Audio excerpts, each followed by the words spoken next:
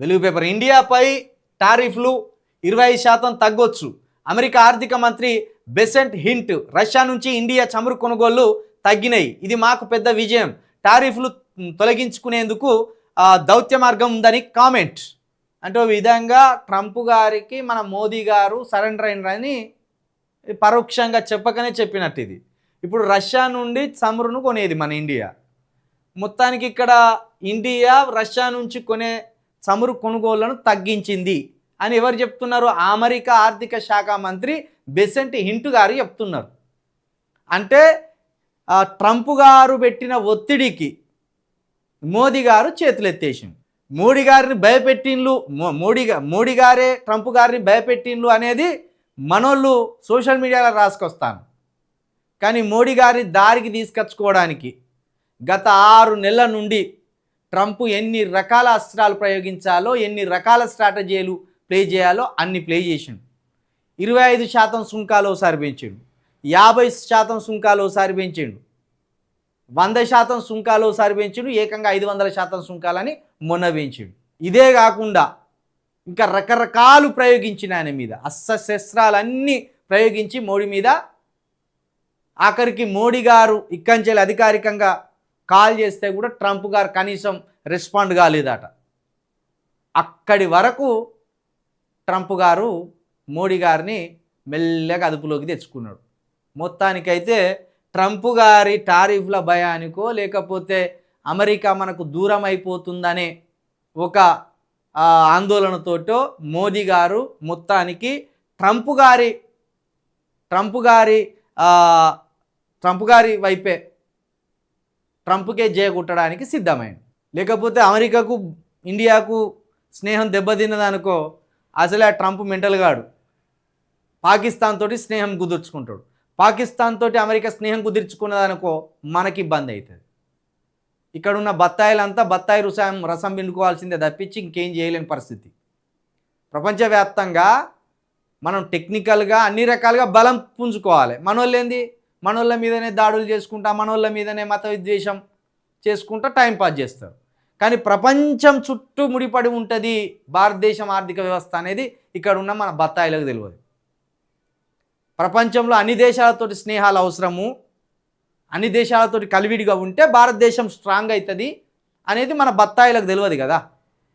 ఆ బత్తాయిలకు తెలియకపోవడం వల్ల అందరు ద్వేషిస్తారు. ఎడారి మతమోళ్ళు మీరు, యేసుక్రీస్తు మతమోళ్ళు మీరు, అమెరికాకి వెళ్ళిపోర్రి, ఇజ్రాయెల్కి వెళ్ళిపోర్రి అని అందరు ద్వేషిస్తారు. ఇప్పుడు అమెరికా కొట్టక తిట్టక మట్టలు వడిపెడితే దెబ్బకు దారికి వచ్చింది మనోడు. కొన్ని రోజులుగా ఈ భారతదేశంలో క్రైస్తవుల మీద జరుగుతున్న దాడులను ట్రంప్ దృష్టికి తీసుకెళ్ళిండ్రు కేఏ పాల్ గారు మొన్న అమెరికా అసెంబ్లీలో మాట్లాడిండ్రు కదా. ఇంత గొప్ప అవకాశం అది, ఎవరైనా పోయి మాట్లాడగలరా? కేఏ పాల్ గారు అక్కడ మాట్లాడిన ప్రసంగానే చూసిండ్రు చాలామంది మనోళ్ళు. కానీ కేఏ పాల్ గారు ఇక్కడ చంపబడ్డ ప్రవీణ్ పగడాల గారి మరణం గురించి కూడా ట్రంప్ గారికి చెప్పిండ్రు. ప్రవీణ్ పగడాల గారిని ఎంత క్రూరంగా చంపిండ్రు, ఎంత పకడ్బందీగా హత్య చేసిండ్రు, ఎవరు హత్య చేయించిండ్రు, దీని వెనుక ఎవరి హస్తం ఉన్నది అనేది కేఏ పాల్ గారు మొత్తం క్షుణ్ణంగా పూస గుచ్చినట్టు ట్రంప్ గారికి అక్కడున్న అధినేతలకు అందరికీ వివరించిండు. అప్పటి నుండి ఇది ఇంకా పెరుగుతుంది ఇండియాకు అమెరికాకు గ్యాప్. మొత్తానికి కేఏ పాల్ గారు చేయవలసినంత అద్భుతమైన పని చేసిండు, పోయి దెబ్బకు దారికి వచ్చింది మోడీ గారు. అందుకే అందులో భాగంగానే మొన్న చర్చకి ఎప్పుడు లేనిది ఈ 12 సంవత్సరాల్లో భారతదేశంలో ఉన్న ఏ చర్చికి కూడా మోడీ గారు కనీసం అడుగు పెట్టలే. ఒక్క చర్చి దగ్గరికి పోయి కూడా, లేకపోతే ఒక క్రైస్తవులకు కూడా క్రిస్మస్ శుభాకాంక్షలు తెలపలే మోడీ గారు. కానీ మొన్న ఢిల్లీలోని క్యాథలిక్ చర్చికి పోయి అక్కడ ఫాదర్ తోటి ప్రార్థన చేయించుకొని అక్కడ కాసేపు ఉండి ఆ క్రిస్మస్ వేడుకల్లో పాల్గొని ఆ క్రిస్మస్ ఆతిథ్యాన్ని పుచ్చుకొని తిరిగి వచ్చిండు. గంట సేపు చర్చిలో కూర్చున్నాడు మోడీ గారు. ఎందుకు? ఇది ప్రపంచ దేశాలకు తెలపడానికి, నేను ఏ మతానికి వ్యతిరేకంగాను, ఇక్కడ బత్తాయిలు వాళ్ళ దారి వేరే, నాకు బత్తాయిలకు సంబంధం లేదు, నేను మంచోడిని, నేను అన్ని మతాలను గౌరవిస్తా, అన్ని కులాలను గౌరవిస్తా, అని తనకు తానను ప్రొజెక్ట్ చేసుకోవడానికి ఢిల్లీ చర్చికి వెళ్ళిండు. లేకపోతే పొగపేటోడు. ప్రపంచంలో క్రైస్తవ దేశాలన్నీ మోడీ గారి మీద పగబట్టి, నువ్వు ఇక్కడికి వచ్చి మమ్మల్ని పెట్టుబడులు పెట్టమంటావు భారతదేశంలో, నువ్వు ఇక్కడికి వచ్చి పెట్టుబడులు కుదుర్చుకొని పోతున్నావు. తీరా చూస్తే భారతదేశంలో ఉన్న క్రైస్తవుల మీద దాడులు, భారతదేశంలో ఉన్న చర్చిల మీద దాడులు, భారతదేశంలో ఉన్న మతం మారిన వాడి మీద దాడులు చేయించుకుంటా టైంపాస్ చేస్తున్నావు అనేది మొత్తం ప్రపంచ క్రైస్తవులకు, ప్రపంచ క్రైస్తవ అధినేతలకు తెలిసిపోయింది. ఇక ఆ దెబ్బతోటి వాళ్ళు దీన్ని రాజకీయంగా దెబ్బ కొట్టాలి తప్పించి మతపరంగా దీన్ని తీసుకోకూడదని వాళ్ళు తెలివిగా టారిఫ్ల మీద టారిఫ్లు వేసుకుంటా పోయిండ్రు.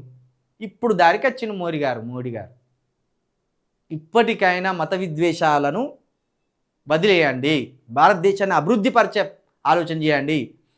ఎవరి మతంలో ఉన్నా, ఎవరు ఏ దేవుని మొక్కినా పట్టించుకోకండి. ఎవరి మతం వారికి గొప్ప, ఎవరి దేవుడు వాళ్ళకు గొప్ప. ఒక మతం మీద ఇంకొకరు, ఒక దేవుడి మీద ఇంకొకరు ఎట్టి పరిస్థితుల విమర్శలు బూతులకు దిగకండి. మనకు క్రైస్తవ దేశాల సపోర్ట్ లేకపోతే పాకిస్తాన్ మనతోటి ఆడుకుంటుంది. ఎందుకంటే ఆల్రెడీ వాడు పాకిస్తానుడు ఉగ్రవాద దేశం అని ప్రపంచానికి మొత్తం తెలుసు. మనం క్రైస్తవ దేశాలతోటి గనక పొగబెట్టుకుంటే, క్రైస్తవ దేశాలతోటి కనుక మనం కయ్యానికి కాలు దూగితే, ఇక్కడున్న క్రైస్తవులను మనం హింసించే ప్రయత్నం చేస్తే, ఇక్కడున్న క్రైస్తవులంతా కేపాల్ లాంటి పెద్ద వ్యక్తులతోటి సంబంధాలను నరిపి వాళ్ళను అమెరికాకు పోయి, లేకపోతే ఇజ్రాయెల్కు పోయి, ఇంకో ఫ్రాన్స్కు పోయి, ఇగో ఇక్కడ క్రైస్తవుల మీద భయంకరమైన హింస సాగుతుంది భారతదేశంలో అని చెప్తే అన్ని సౌకర్యాలు కట్ చేస్తారు వాళ్ళు. అప్పుడు నష్టపోయేది మనమే, మన భారతీయులమే. కాబట్టి భారతదేశంలో ఏ మతంలో ఉన్నాయినా, ఏ మతం వారైనా, ఏ కులం వారైనా వాళ్ళంతా భారతీయులే. ఇది అర్థం చేసుకోండి. మొత్తానికి మోడీ గారు ట్రంప్ గారి దారికి వచ్చింది. ఇది సంతోషం.